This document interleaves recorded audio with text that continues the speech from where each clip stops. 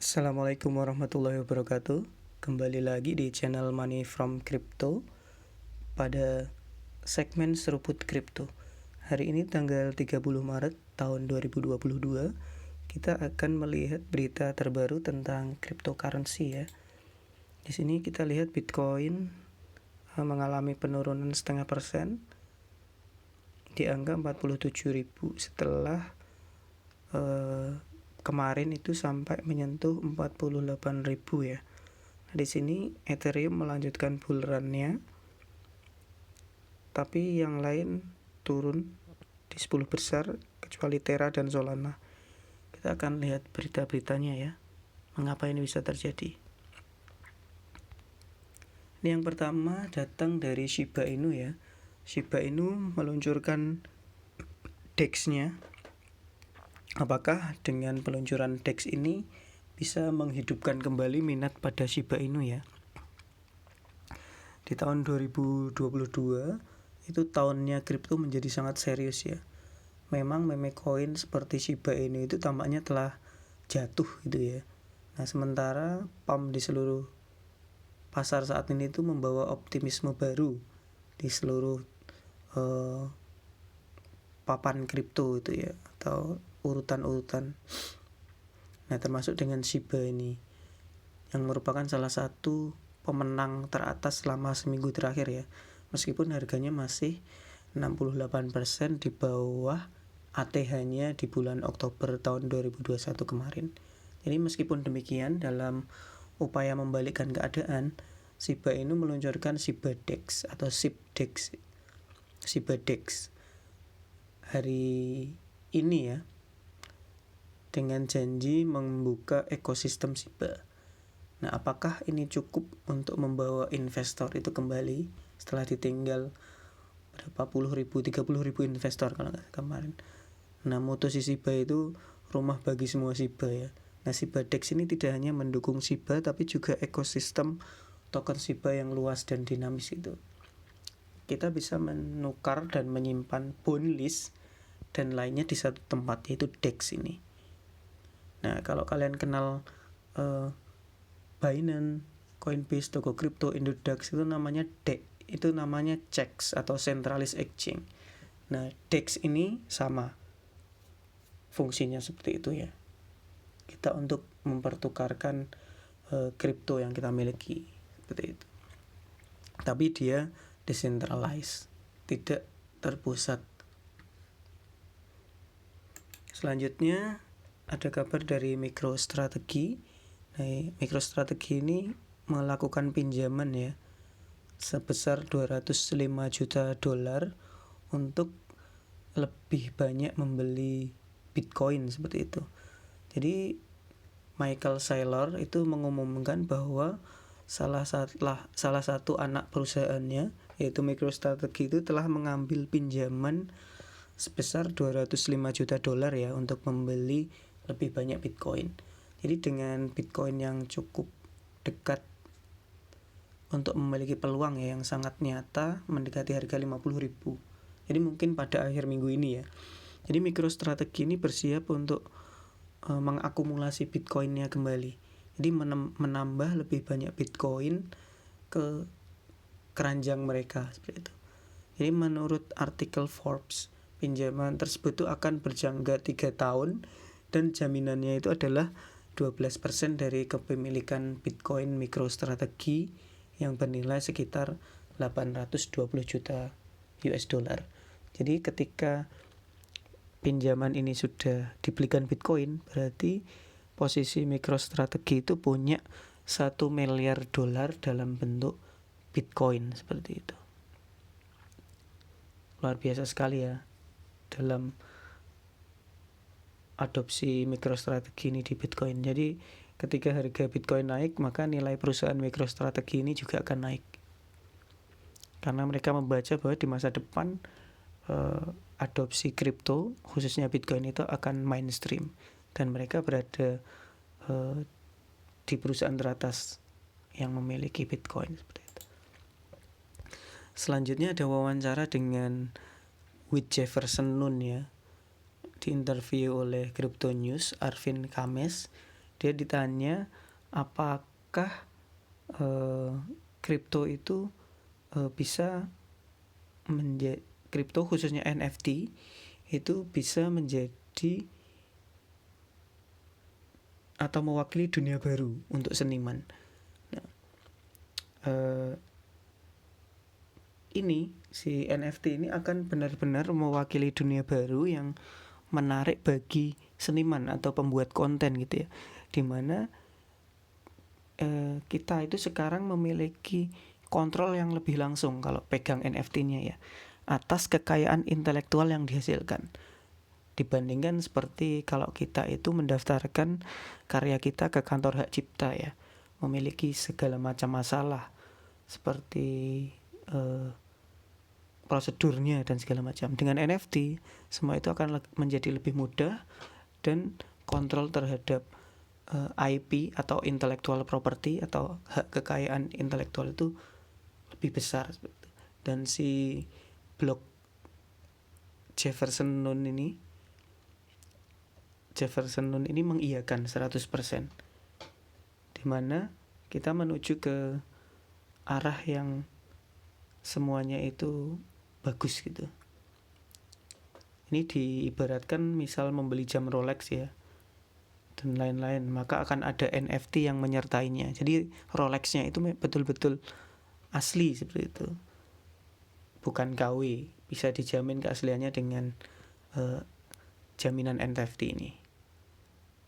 Kemarin Cardano juga sudah meluncurkan sertifikat rumah pertamanya ya di bentuk NFT seperti itu. Dan itu jual beli juga akan lebih mudah dengan adanya NFT itu ya. Selanjutnya berita datang dari Binance ya. Binance ini meluncurkan Binance Bridge 2.0 untuk mengintegrasikan CeFi dan DeFi. Jadi kritik untuk Binance ini, si Binance ini merupakan centralized exchange. Jadi apa bedanya dengan bank gitu kalau dia tersentral? Maka dari itu si Binance untuk memasuki dunia decentralized finance itu meluncurkan Binance Bridge 2.0. Jadi layanan ini itu akan memungkinkan pengguna untuk menjembatani aset dari blockchain apapun ya ke rantai BNB. Jadi di hari Selasa kemarin si Binance itu mengumumkan peluncuran Binance Bridge 2.0. Nah, fitur ini memungkinkan user atau pengguna itu untuk menjembatani aset mereka dari blockchain apapun itu, termasuk token yang tidak terdaftar di aplikasi Binance ke rantai BNB.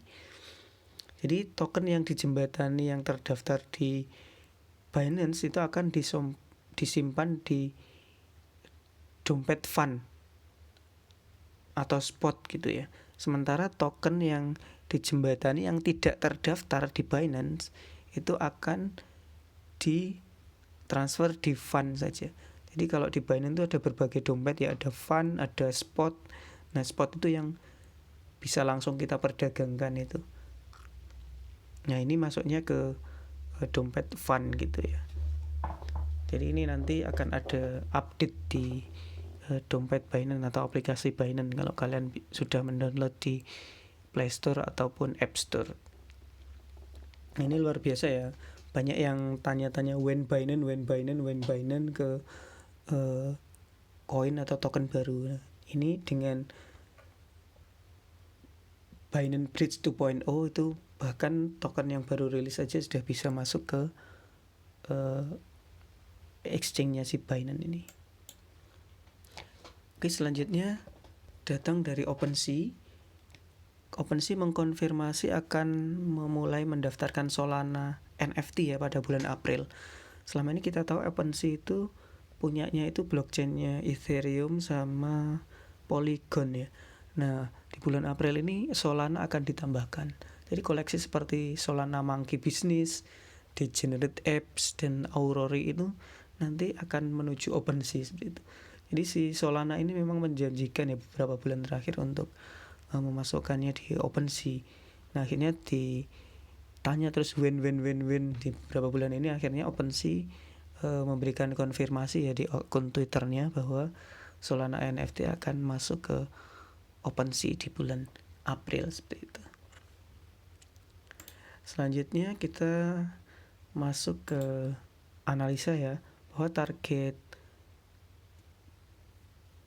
Bitcoin itu adalah 50.000 setelah mencapai ATH 2022 ya di 48.000. Ini targetnya sudah tercapai dan target selanjutnya adalah 50.000 ya per koin. Meskipun ketika video ini dibuat sudah turun lagi di 47.400 ya. Jadi cryptocurrency terbesar di dunia yaitu Bitcoin itu telah mencapai level tertinggi baru dalam 3 bulan di minggu ini ya, sehingga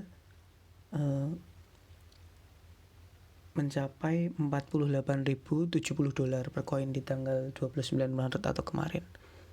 Nah ini nanti diperkirakan sampai ke 50.000. Apalagi banyak event-event ya di tahun 2022 ini, ada Piala Dunia, terus ada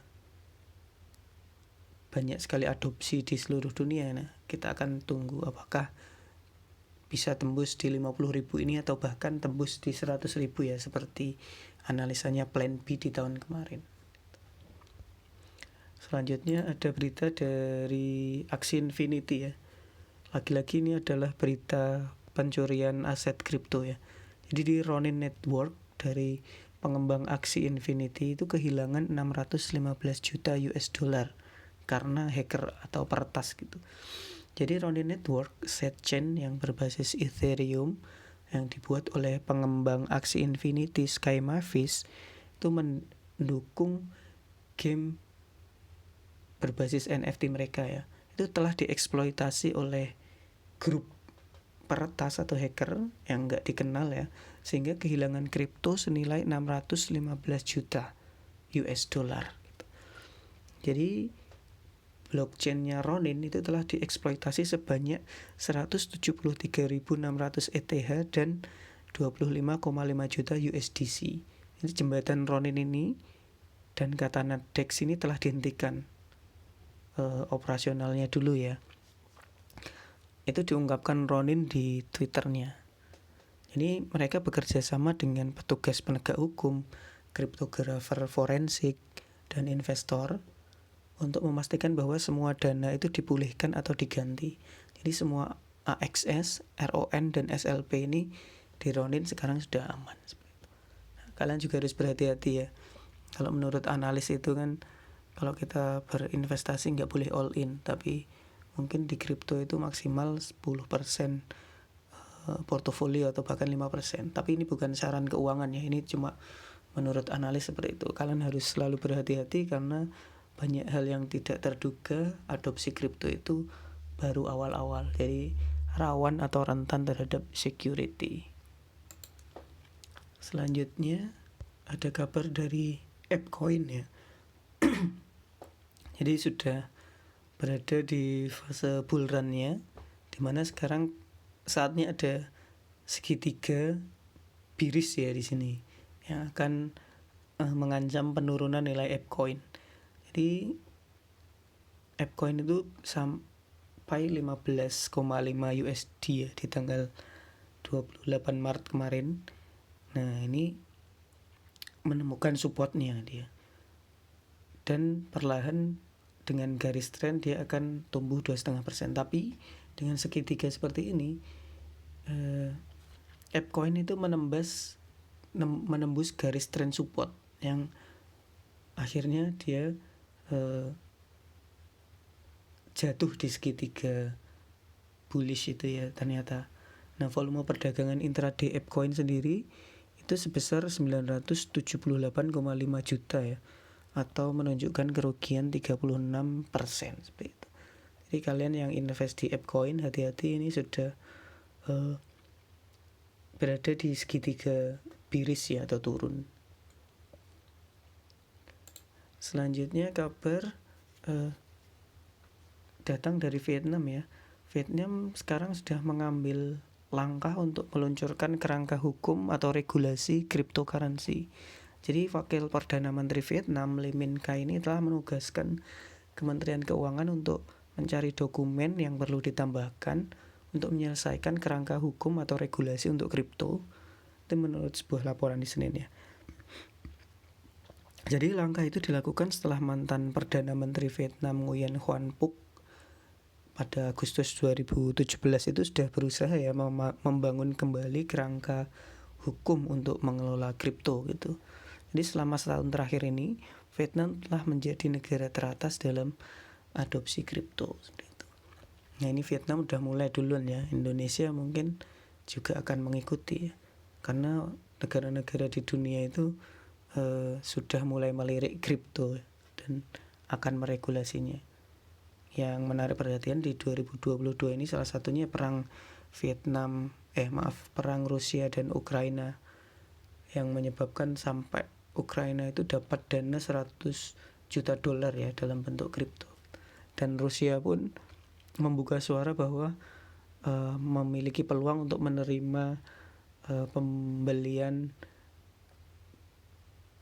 gas mereka dalam bentuk kripto itu untuk negara-negara temannya ya, seperti Cina atau Tiongkok dan negara-negara lain. Selanjutnya di sini ada kabar dari Dubai ya. Ini lagi-lagi Dubai membuat kejutan. Sekolah di Dubai atau kampus di Dubai itu membuat sejarah sebagai yang pertama di Timur Tengah yang akan menerima pembayaran uang kuliah itu dalam bentuk Bitcoin dan Ether seperti itu. Jadi sebuah sekolah di Dubai telah mengumumkan bahwa mereka akan menerima kripto seperti Bitcoin dan Ether sebagai pembayaran. Jadi Dubai ini adalah kota ya yang terus memperkenalkan undang-undang baru dan menguntungkan mengenai cryptocurrency. Dan sebagai hasilnya adopsi aset digital ini meningkat belakangan ini gitu. Jadi sekolah di Dubai itu rencananya akan dibuka pada tahun 2022. Ini menjadi yang pertama di Timur Tengah yang memiliki opsi ini gitu. Jadi bukan Dubai ya namanya yang tidak memiliki kejutan atau unik seperti itu. Kita akan tunggu apakah negara-negara lain di dunia ini atau khususnya di kawasan Asia ya atau Timur Tengah itu mengikuti langkahnya si Dubai. Dan berita terakhir datang dari Grayscale ya. Nah, Grayscale ini dapat menuntut SEC jika aplikasi spot Bitcoin ETF itu ditolak. Jadi ETF itu Exchange Trade Fund ya, atau kalau di Indonesia itu dikenal sebagai Bursa Efek Indonesia lah. Jadi si Bitcoin ini rencananya itu akan bisa disahamkan gitu. Nah, dengan kabar itu di akhir tahun 2021 kemarin ya, itu Bitcoin masuk bull run-nya ya sampai kalau nggak salah 62.000 atau 68.000 itu, hampir 1 miliar rupiah per koinnya atau 68.000 US dollar seperti itu.